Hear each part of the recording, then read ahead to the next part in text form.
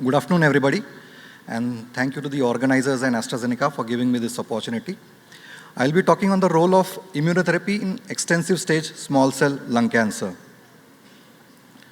So we all know that lung cancer still remains a leading cause of cancer-related mortality globally.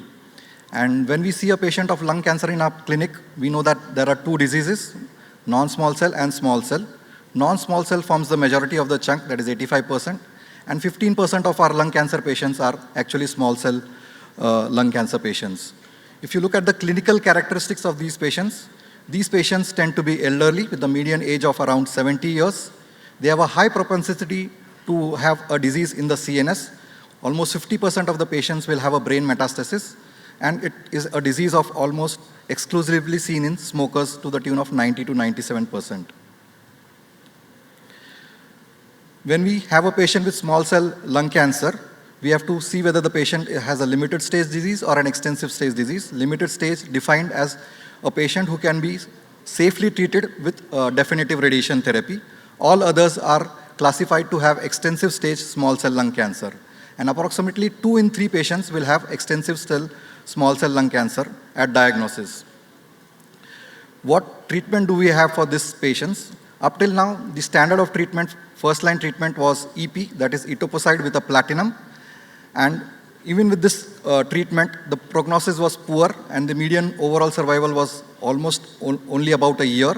If you look, the 3-year survival rates were just 6%, and the 5-year survival rates were less than or equal to 3%.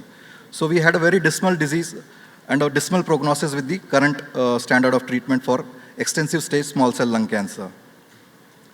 And if you look at the advances that have happened in this space, you will see that the blue boxes are the first-line treatments that are available, that is a platinum, either cisplatin or carboplatin with etoposide, and that hasn't been changed for almost 30 years.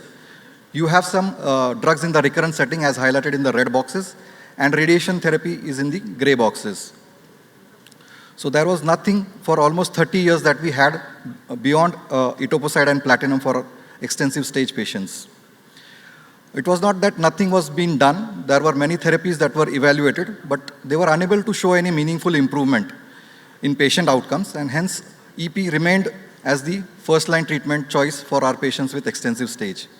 But now there is a breakthrough, and recently emerging immunotherapies such as Imfinzi, that is Durvalumab, has shown great promise and has a potential to change the treatment landscape for these patients.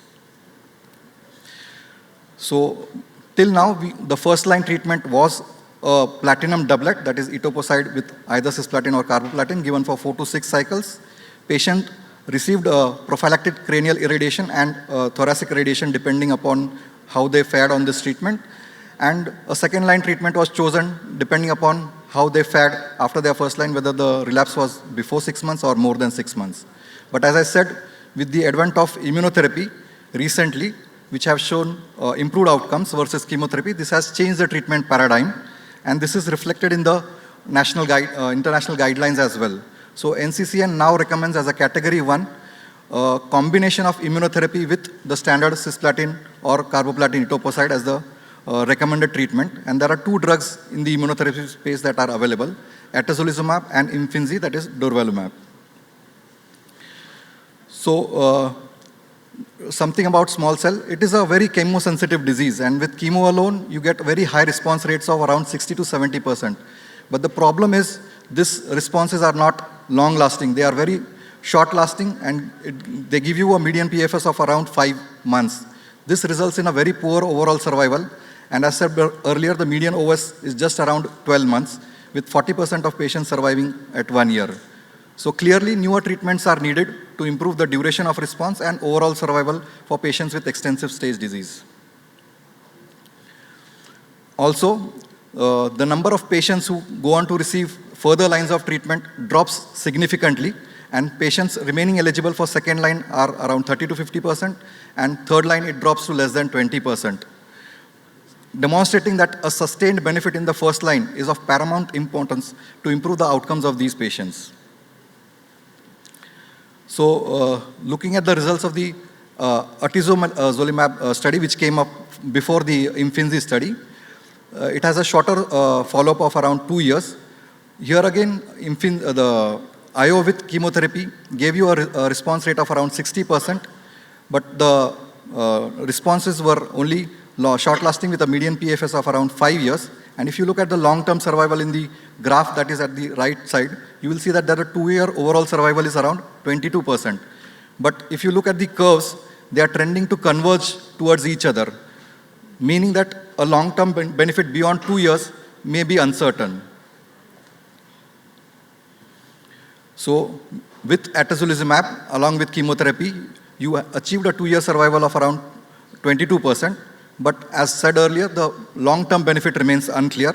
One more important point to remember is that this trial, by design, had allowed only carboplatin as a platinum backbone along with atezolizumab. So now coming to the Imfinzi study, which was evaluated in the randomized phase 3 Caspian trial. It had patients with extensive stage small cell lung carcinoma. They were randomized into 3 arms, 1:1:1. The experimental arm had Imfinzi but with the standard chemotherapy EP given for 4 cycles every 3 weekly, followed by a maintenance dose of Imfinzi given every 4 weekly till progression. The standard arm had the standard of care at that time, that is etoposide with a platinum, and this was given up to 4 to 6 cycles every 3 weekly. There was a third arm with Imfinzi, the standard of chemotherapy, and an investigational agent, which was given by 5 cycles, and this was again followed by maintenance of Imfinzi. The primary endpoint of this trial was overall survival.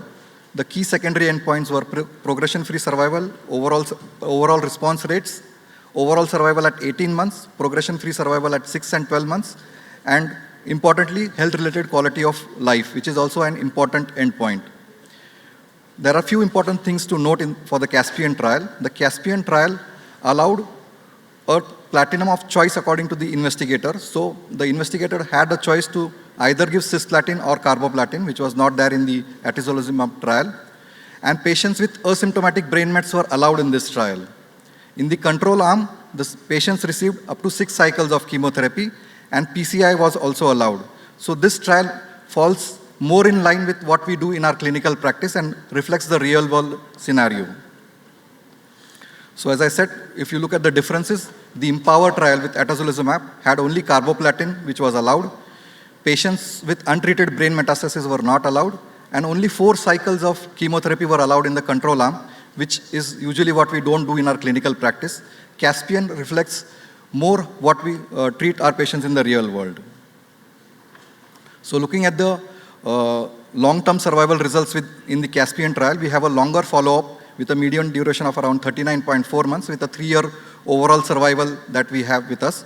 And as you can see in this graph, 3 times more patients in the Imfinzi arm are alive as compared to standard chemotherapy. So 3-year survival is 17.6% as against only 5.8% with chemotherapy.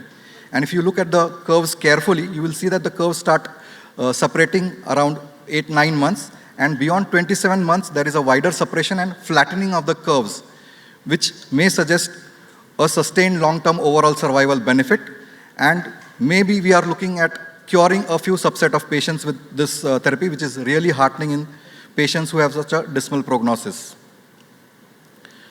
This is just to illustrate the difference between the 2 trials, the Empower trial with atezolizumab and the Caspian trial for Imfinzi. You can see that the 2-year survival with atezolizumab is 22%, and we have a longer follow-up with the Imfinzi data for 3-year, which shows that there are the number of patients alive are 3 times as of the patients who are receiving only chemotherapy. But you should interpret this with caution because cross-trial comparisons are not the ideal way to look at the trials. So we don't have the 3-year survival data with atezolizumab, which can raise the question that whether 2-year overall survival is good enough to make a treatment choice for sustained and durable response with IO.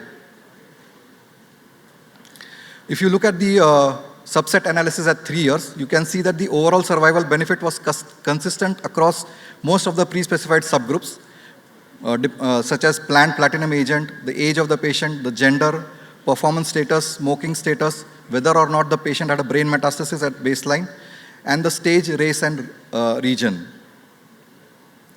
Looking at the key secondary endpoints, The overall response rate was 10% more in the durvalumab arm as compared to the standard chemotherapy, 68% versus 58%. If you look at the duration of response at 24 months, again, 3 times more patient had a duration of response better at 24 months, 13% versus 4%. Looking at the progression-free survival at 24 months after a follow-up of 3 years, the progression-free survival was almost quadrupled in patients who received durvalumab with chemotherapy, that is 11% versus 2.9%. And almost 9% of patients are still taking Imfinzi for a period of more than or equal to 3 years, and 10% patients had received it till the 3-year data cutoff.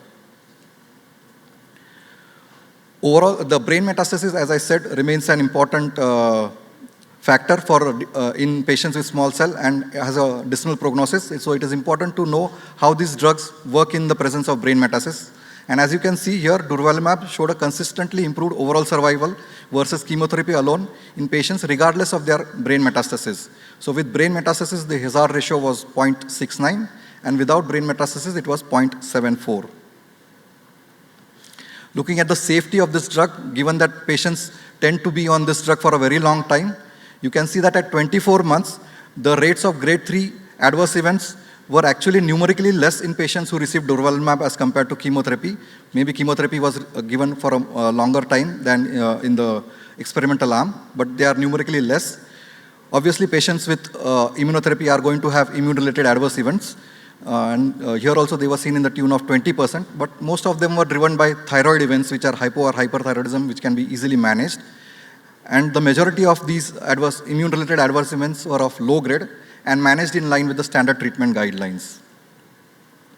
Coming at a longer term follow-up of 3 years, given patients that were taking this treatment for a longer period, here again you can see that numerically the grade 3 or 4 adverse events were lesser with Imfinzi along with chemotherapy, given that almost 9% of patients are continuing this beyond 3 years, suggesting that there is a consistency in benefit with a good tolerance to this drug.